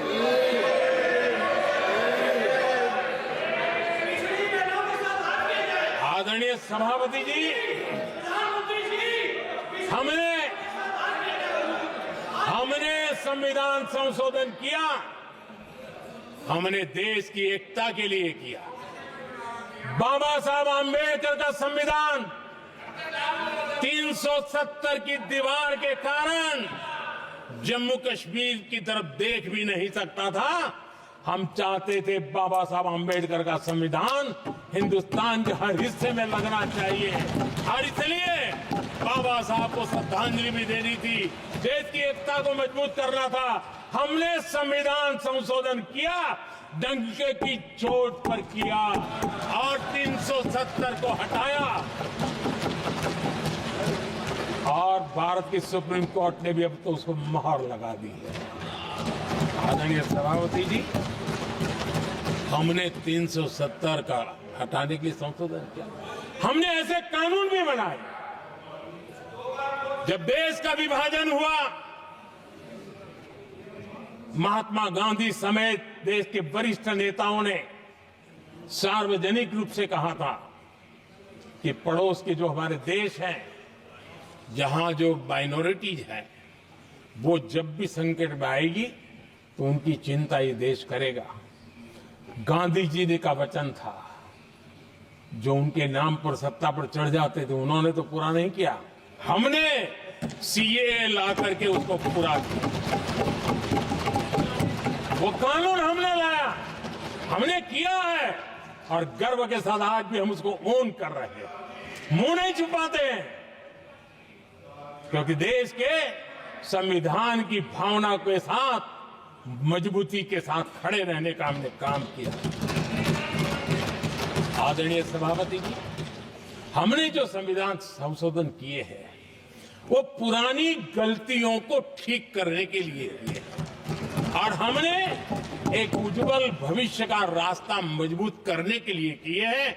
और समय बताएगा, समय की कसौटी पर हम खरे उतरेंगे, क्योंकि वो सत्ता स्वार्थ के लिए किया गया पाप नहीं है, हमने देश हित में किया हुआ पुण्य है। और इसलिए हमें जो सवाल पूछते हैं,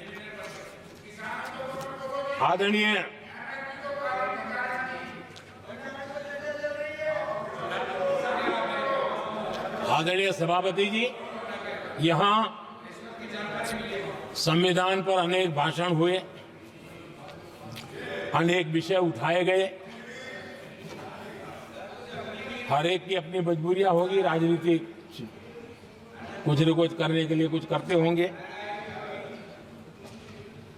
लेकिन आदरणीय सभापति जी, हमारा संविधान सबसे ज्यादा जिस बात को लेकर के संवेदनशील रहा है वो है भारत के लोग, वी द पीपल, भारत के नागरिक। संविधान उनके लिए, उनके हितों के लिए है, उनके कल्याण के लिए है, उनकी गरिमा के लिए है। और इसलिए संविधान भारत के कल्याणकारी राज्य के लिए हमें दिशा निर्देश देता है। और कल्याणकारी राज्य का मतलब है जहां नागरिकों को भी गरिमा प्राप्त हो, उनको गरिमामय जीवन की गारंटी मिलनी चाहिए। हमारे कांग्रेस के साथियों को एक शब्द बहुत प्रिय है, मैं आज उस शब्द का उपयोग करना चाहता हूं। और उनका सबसे प्रिय शब्द जिसके बिना वो जी नहीं सकते, वो शब्द है जुमला। कांग्रेस के हमारे साथी, उनको दिन रात जुमला, लेकिन इस देश को पता है हिंदुस्तान में अगर सबसे बड़ा जुमला कोई था और वो 4 पीढ़ी ने चलाया, वो जुमला था गरीबी हटाओ। ये ऐसा जुमला था, ये गरीबी हटाओ ऐसा जुमला था, उनकी राजनीति की रोटी तो सिकती थी लेकिन गरीब का हाल ठीक नहीं होता था।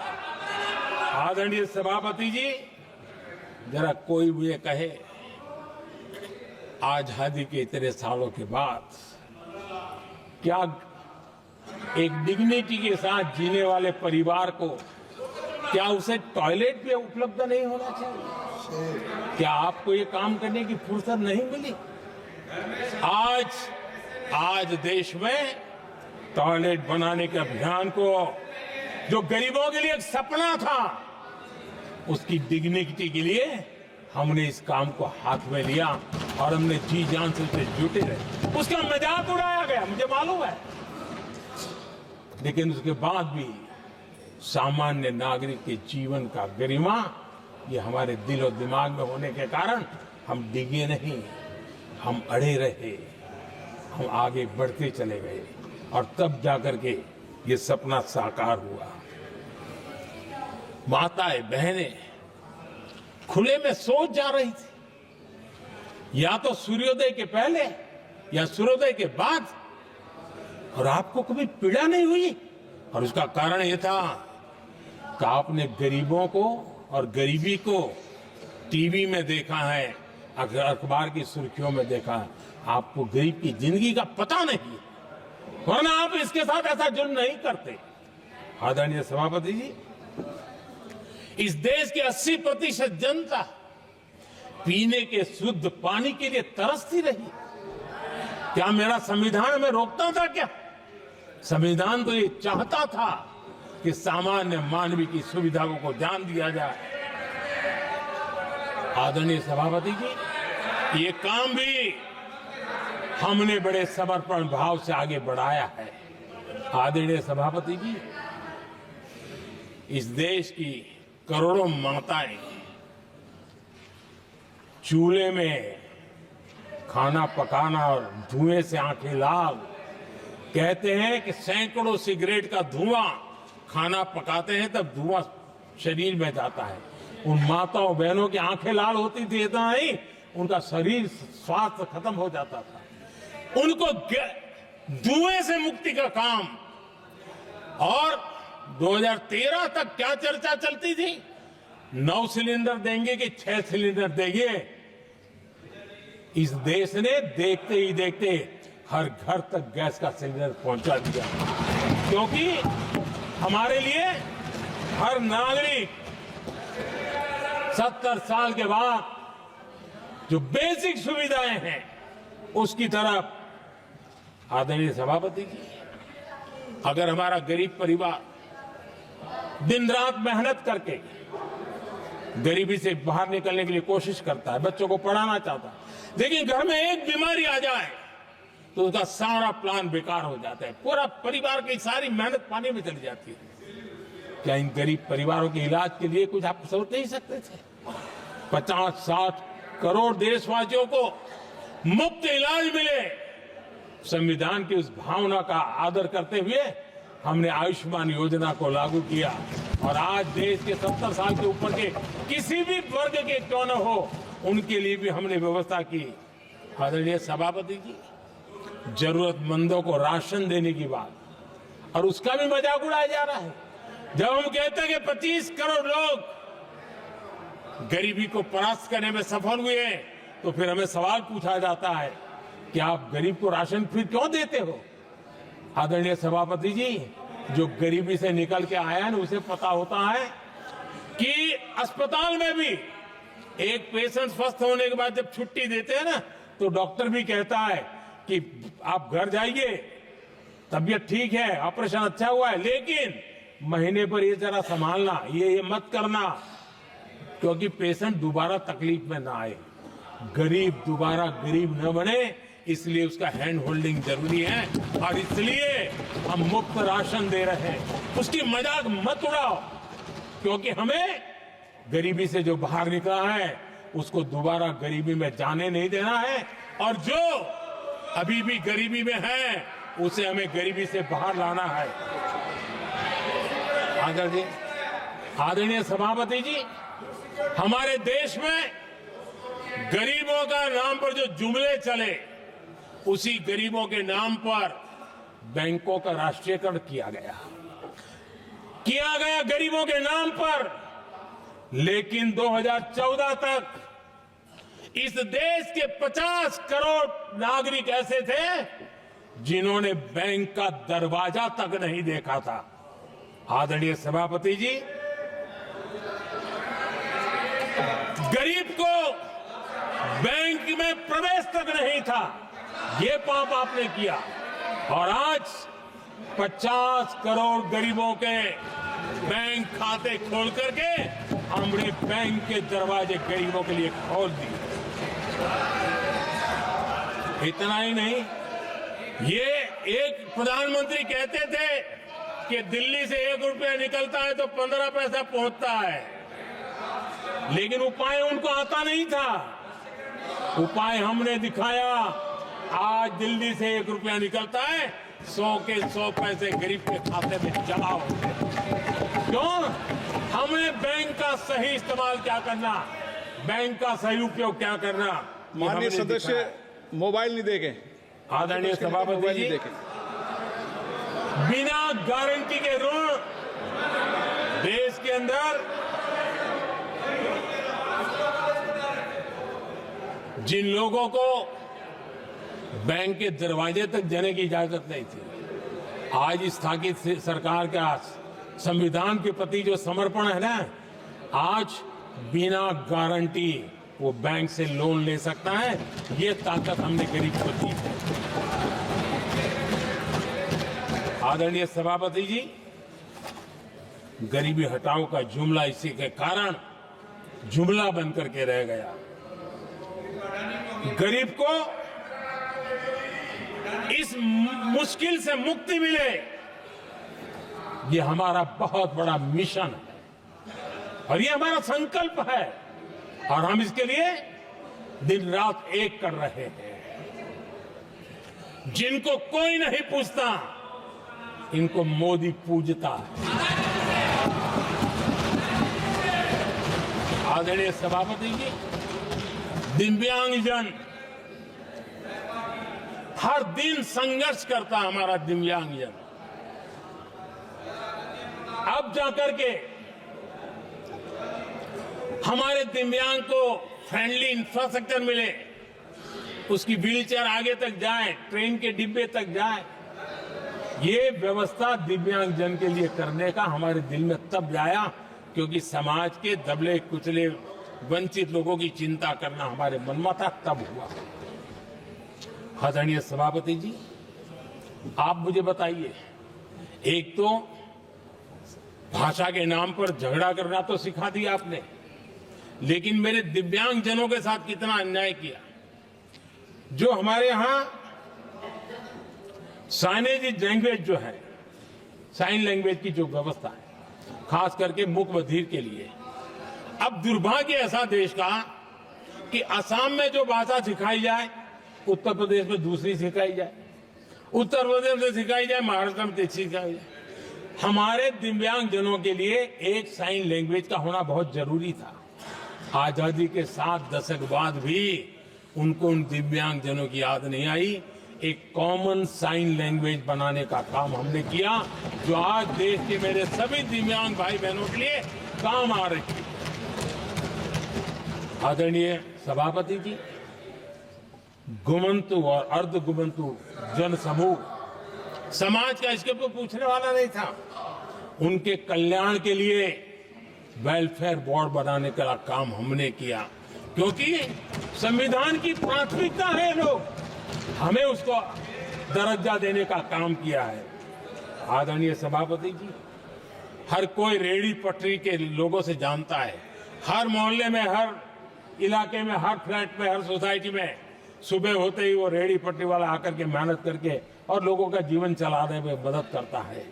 उसको बेचारे को 12-12 घंटे काम करे, रेहड़ी भी किसी से किराए पर ले ले, किसी से ब्याज से पैसा ले, किसी से सामान खरीदे, शाम को ब्याज खाओ पैसा ले जाए, बड़ा मुश्किल से अपने बच्चों के लिए ब्रेड का टुकड़ा ले जा सके। ये हालत थी। ये हमारी सरकार ने है रेहड़ी पटरी वालों के लिए स्वनिधि योजना बना करके बैंक से उनको बिना गारंटी लोन देने का शुरू किया, और आज उसके कारण, वो स्वनिधि योजना के कारण वो तीसरे राउंड तक पहुंचा है और अधिकतम लोन बैंक से उसको सामने से मिल रही है।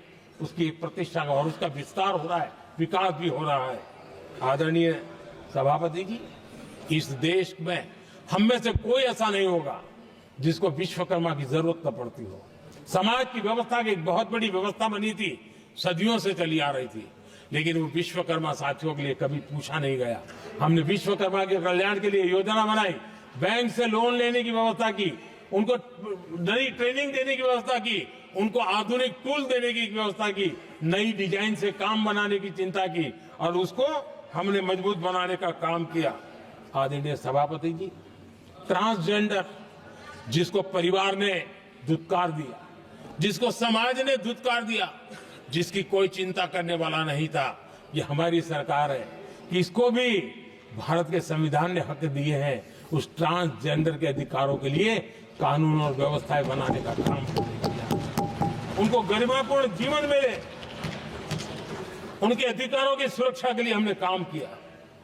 आदरणीय सभापति जी, हमारे आदिवासी समाज इतनी सारी बातें करते, मुझे तो याद है मैं जब गुजरात का मुख्यमंत्री बना तो हमारे यहाँ उमरगांव से अंबाजी तक एक पूरा बेल्ट, गुजरात का पूर्वी हिस्सा पूरा आदिवासी बेल्ट, और एक कांग्रेस के मुख्यमंत्री आदिवासी रह चुके थे। इतने सालों के बाद भी उस पूरे इलाके में एक भी साइंस स्ट्रीम की स्कूल नहीं थी। मेरे आने से पहले एक भी साइंस स्ट्रीम की स्कूल नहीं थी। अगर साइंस स्ट्रीम की स्कूल नहीं है तो कितनी आरक्षण की बातें करो, वो बेचारा इंजीनियर और डॉक्टर कैसे बन सकता। ये मैंने उस इलाके में काम किया और वहां साइंस स्ट्रीम की स्कूलें, अब तो वहां यूनिवर्सिटीज बन गई है। लेकिन यानी राजनीति की चर्चा करना, संविधान के अनुरूप काम न करना, ये जिनकी सत्ता भूख है ना, उसका हमने आदिवासी समाज में भी जो अति पिछड़े लोग हैं, और मैं राष्ट्रपति जी का आभार व्यक्त करता हूं, उन्होंने मेरा काफी मार्गदर्शन किया। राष्ट्रपति महोदया ने मेरा मार्गदर्शन किया और उसमें से पीएम जनमन योजना बनी। हमारे देश में बिखरे बिखरे आदिवासी समाज के छोटे छोटे समूह हैं, जो आज भी उनको कोई सुविधा प्राप्त नहीं हुई थी। हमने ढूंढ ढूंढ करके, संख्या बहुत कम है, वोट की राजनीति में उनकी तरफ देखने वाला कोई नहीं था, लेकिन मोदी है जो आखिर को भी समझता है। और इसलिए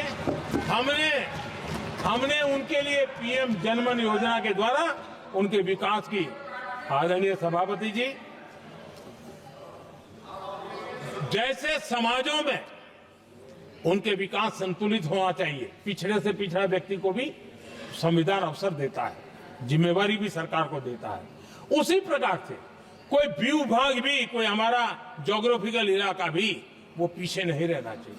और हमारे देश में किया क्या, 60 साल के दरमियान 100 डिस्ट्रिक्ट आइडेंटिफाई करके कह दिया कि ये तो बैकवर्ड डिस्ट्रिक्ट है।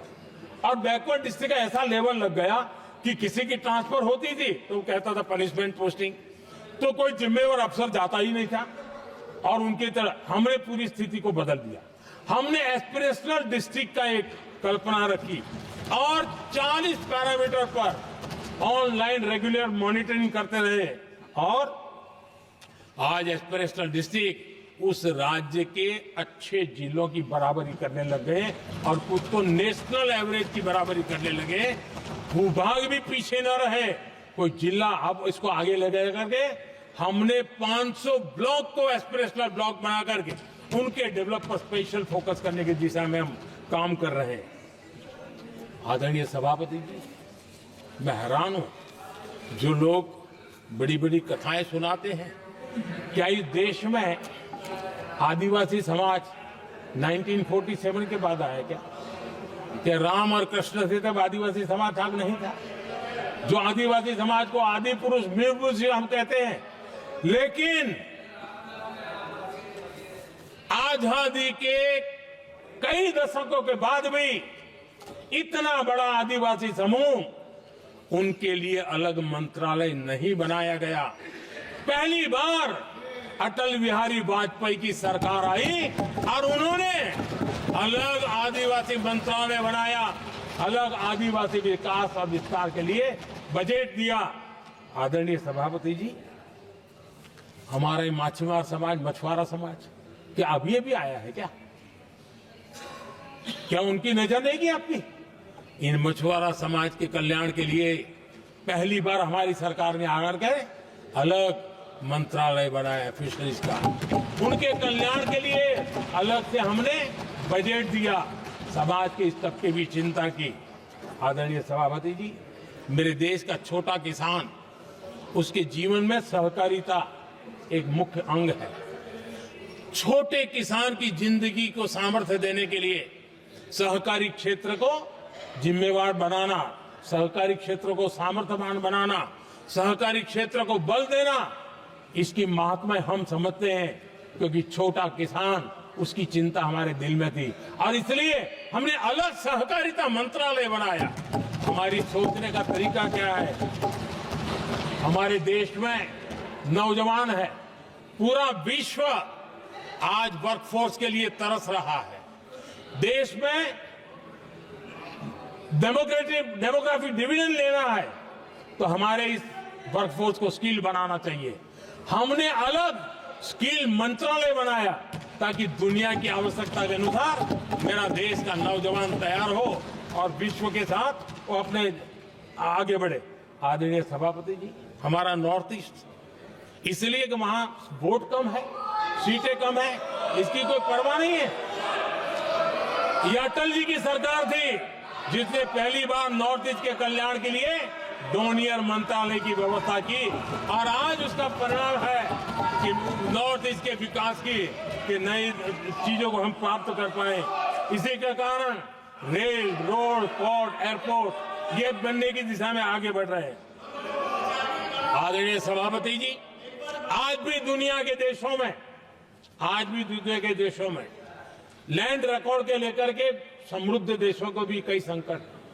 हमने गांव के हर सामान्य व्यक्ति को अपना लैंड रिकॉर्ड, उसके घर की मालिकीन का हक के कागज नहीं है, उसके गांव उसको बैंक से लोन चाहिए हो, कहीं बाहर जाए तो कोई कब्जा कर लिया, एक स्वामित्व योजना बनाई और देश के गांव के ऐसे समाज के दबे कुचले लोगों को वो कागज हम दे रहे हैं जिसके कारण उसका मालिकी हक बन रहा है। वो स्वामित्व योजना एक बहुत बड़ा दिशा दे रहा है। आदरणीय सभापति जी, इन सारे कामों के कारण पिछले 10 वर्ष में हमने जो प्रयास किया, हमने जिस प्रकार से गरीब को मजबूती देने का काम किया है, हमने जिस प्रकार से गरीब के अंदर एक नया आत्मविश्वास पैदा किया है और एक सही दिशा में चलने का परिणाम है कि आज इतने कम समय में मेरे देश के 25 करोड़ मेरे गरीब साथी गरीबी को परास्त करने में सफल हुए और हमें इस बात का गर्व है। और मैं संविधान निर्माताओं के सामने सर झुका करके कहता हूं, जो संविधान हमें दिशा दे रहा है उसके तहत मैं ये काम कर रहा हूं। और मैंने आदरणीय सभापति जी, जब हम सबका साथ सबका विकास की बात करते हैं, वो नारा नहीं है, वो हमारे आर्टिकल ऑफ फेथ है। और इसलिए हमने सरकार की योजनाएं भी बिना भेदभाव को चलाने की दिशा में काम किया है। और संविधान हमें भेदभाव की अनुमति नहीं देता है। और इसलिए हमने आगे चल करके कहा है सैचुरेशन, जिसके लिए जो योजना बनी है उसका लाभ उन लाभार्थी को 100% लाभार्थी को मिलना चाहिए। ये सैचुरेशन अगर सच्चा सेकुलरिज्म को है ना, तो ये सैचुरेशन में है। सच्चा सामाजिक न्याय अगर किसी में है तो ये सैचुरेशन 100%, 100% उसको बेनिफिट जिसका हक है मिलना चाहिए, बिना भेदभाव के लिए मिलना चाहिए। तो ये भाव लेकर के हम सच्चे सेकुलरिज्म को और सच्चे सामाजिक न्याय को लेकर के जी रहे हैं। आदरणीय सभापति जी, समाधान की हमारे एक और स्पिरिट भी है और हमारे देश को दिशा देने का माध्यम, देश को का चालक बल के रूप में राजनीति केंद्र में रहती है। आने वाले दशकों में हमारा लोकतंत्र, हमारी राजनीति की दिशा क्या होनी चाहिए, आज हमें मंथन करना चाहिए। आदरणीय सभापति जी, कुछ दलों की राजनीतिक स्वार्थ और सत्ता का भाव, मैं जरा उनसे पूछना चाहता हूं, क्या वे कभी अपने आप को, और मैं सभी दलों के लिए कह रहा हूं, उधर और इधर ये मेरा विषय नहीं है, ये मेरे मन के विचार है जो मैं इस सदन के सामने रखना चाहता हूं। क्या इस देश में योग्य नेतृत्व को अवसर मिलना चाहिए? नहीं। जिनके परिवार में कोई राजनीति में नहीं है, क्या उनके लिए दरवाजे बंद हो जाएंगे?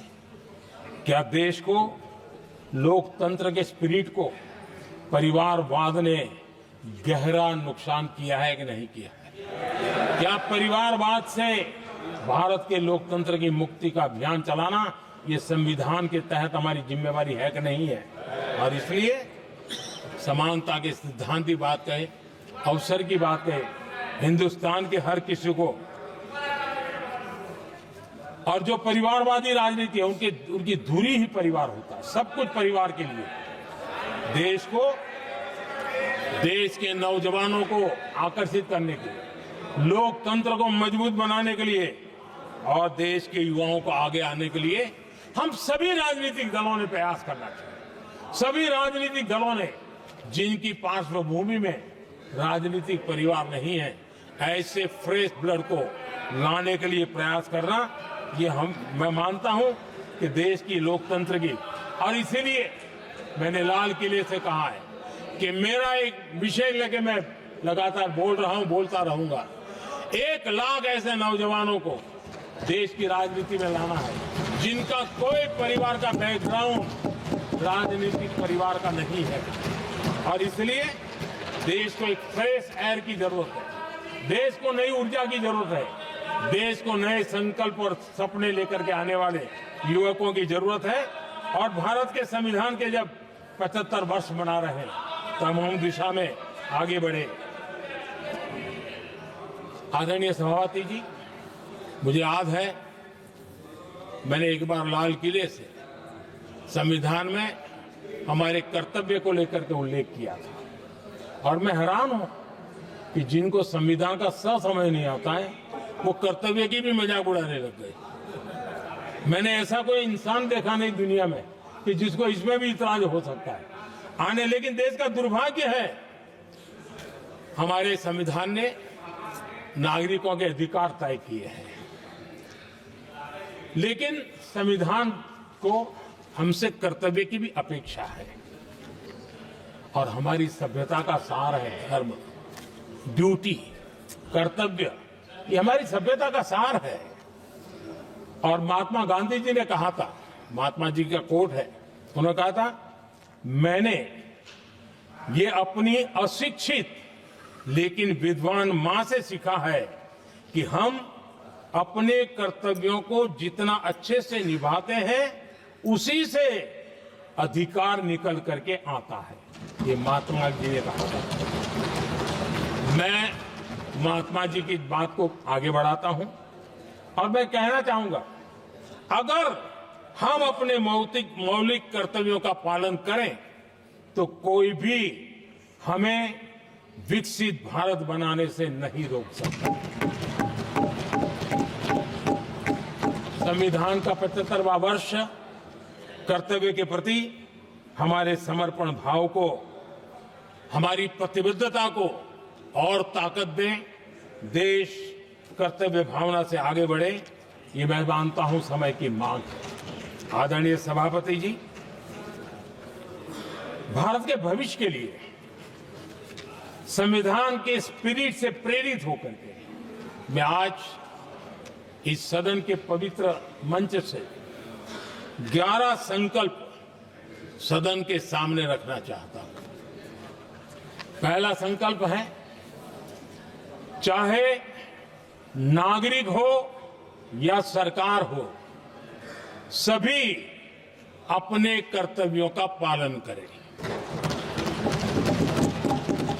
दूसरा संकल्प है, हर क्षेत्र, हर समाज को विकास का लाभ मिले, सबका साथ, सबका विकास हो।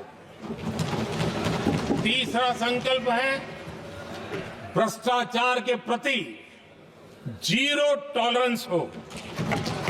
भ्रष्टाचारी की सामाजिक स्वीकार्यता न हो। भ्रष्टाचारी की सामाजिक स्वीकार्यता न हो।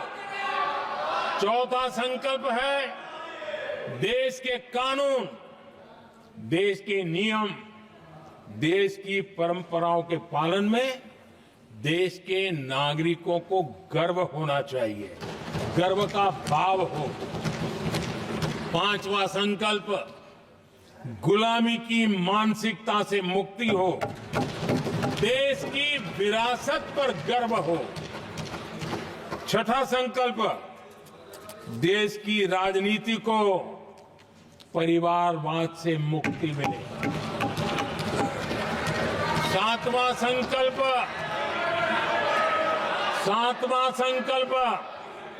संविधान का सम्मान हो। राजनीतिक स्वार्थ के लिए संविधान को हथियार न बनाया जाए। आठवां संकल्प, संविधान की भावना के प्रति समर्पण रखते हुए जिनको आरक्षण मिल रहा है वो न छीना जाए और धर्म के आधार पर आरक्षण की हर कोशिश पर रोक लगे। नौवां संकल्प, विमेन लेड डेवलपमेंट में भारत दुनिया के लिए मिसाल बने। 10वां संकल्प, राज्य के विकास से राष्ट्र का विकास, ये हमारा विकास का मंत्र हो। 11वां संकल्प, एक भारत श्रेष्ठ भारत का ध्येय सर्वोपरि हो। आदरणीय सभापति जी, इसी संकल्प के साथ हम सब मिलकर के अगर हम आगे बढ़ते हैं तो संविधान की जो निहित भावना है, वी द पीपल, सबका प्रयास, हम इसी मंत्र को लेकर के आगे चले और विकसित भारत का सपना इस सदन में बैठे हुए सबका तो होना ही चाहिए। 140 करोड़ देशवासियों का सपना जब बन जाता है और संकल्प लेकर के जब देश चल पड़ता है तो इच्छित परिणाम लेकर के रहता है। मेरा 140 करोड़ देशवासियों के प्रति मेरी अपार श्रद्धा रही है। उनके सामर्थ्य पर मेरी श्रद्धा है, देश की युवा शक्ति पर मेरी श्रद्धा है। देश की नारी शक्ति पर मेरी श्रद्धा है। और इसलिए मैं कहता हूं कि देश 2047 देश जब आजादी के 100 साल मनाएगा तब विकसित भारत के रूप में मनाएगा। इस संकल्प के साथ आगे बढ़े। मैं फिर एक बार इस महान पवित्र कार्य को आगे बढ़ाने के लिए सबको शुभकामनाएं देता हूं। और मैं आदरणीय सभापति जी, आपने समय बढ़ाया, इसके लिए मैं आपका बहुत बहुत आभार व्यक्त करता हूं। बहुत बहुत धन्यवाद।